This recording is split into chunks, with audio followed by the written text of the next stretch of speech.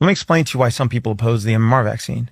In every single dose of an MMR shot, there are literally millions of pieces from the cultured cell line of an aborted fetus in every single injection. Now, again, that might sound crazy, but I could literally pull up right now the CDC's own ingredient list for the MMR vaccine. Anybody can do this at home.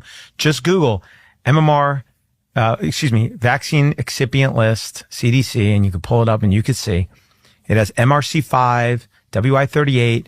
Those are cultured cell lines from aborted fetus, because you have to grow viruses in a cell. Viruses won't just grow.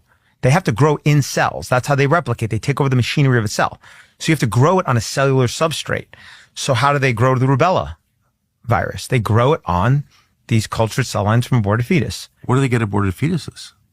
From babies that are aborted. From abortion clinics. It has to be. You can't use. So the cells need to be alive. Okay. So you understand, like, the aborted fetal tissues has to remain alive to be used. And so, I deposed, for example, the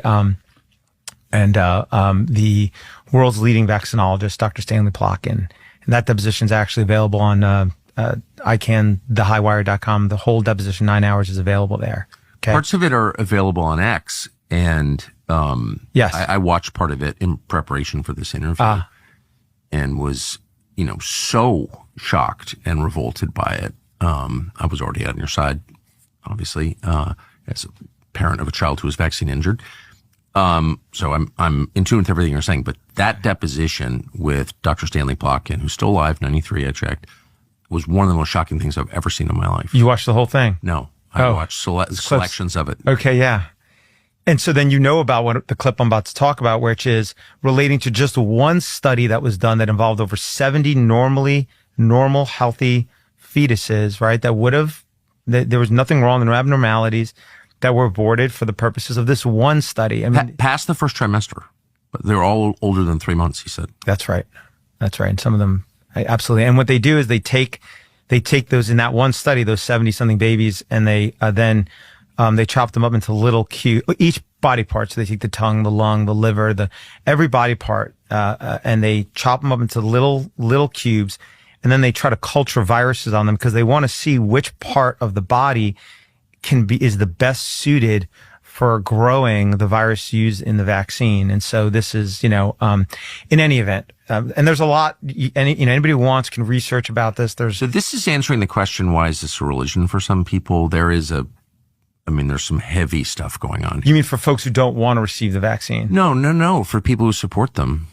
Well, there's a human sacrifice quality here. Sorry. That was my takeaway from that interview. And I think you actually asked him, are you an atheist? Yes, I am. Yes. Well, the case was about a religious belief that our client had, contrary to the practice of vaccination. They didn't want to vaccinate her kid. And he decided to volunteer, for reasons I'll never understand, to be an expert. And he came to the deposition. He didn't come to trial. He did not show up for trial. We even sent him a subpoena ducis tecum after the deposition. If you ever see the deposition, he says, "Oh, well, there is this or there's that." And so I sent him a document request saying, "Hey, you said there's this and that. Give it to us." And then he brought a collateral lawsuit to quash that subpoena, believe it or not, because he did not want to give, because they don't have it. It doesn't exist. Just like this polio petition. It's not, I don't ask for things, we do, I try to do my homework beforehand. In any event, this, vaccines are grown with the cells of aborted baby tongues. Well, no. Well, let me be clear about that.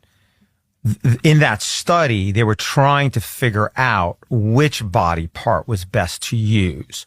So the one that they ended up with was actually from the lung of the aborted baby, aborted fetus. So it's lung fibroblasts are the where the cells the substrate that ended up working. So they tried with tongue, it didn't work as well. And there's a number of qualities they're looking for.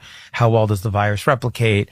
Are there other potential, viruses back, and so forth and so forth. Well, what's the best medium to do it in? And so, There's. But you said that the cells have to be alive. So where do the bodies come from? Do we know? I mean, when the baby is aborted for the purposes, and they're typically aborted for the scientific purpose, right? I mean, they have to know beforehand for the most part, because if they abort the baby and they don't immediately act to make sure that the tissues don't die, then you can't use them in these experiments. So, and this is. I'm about as uncomfortable as I've ever been in an interview right now. This is like really beyond that this happens.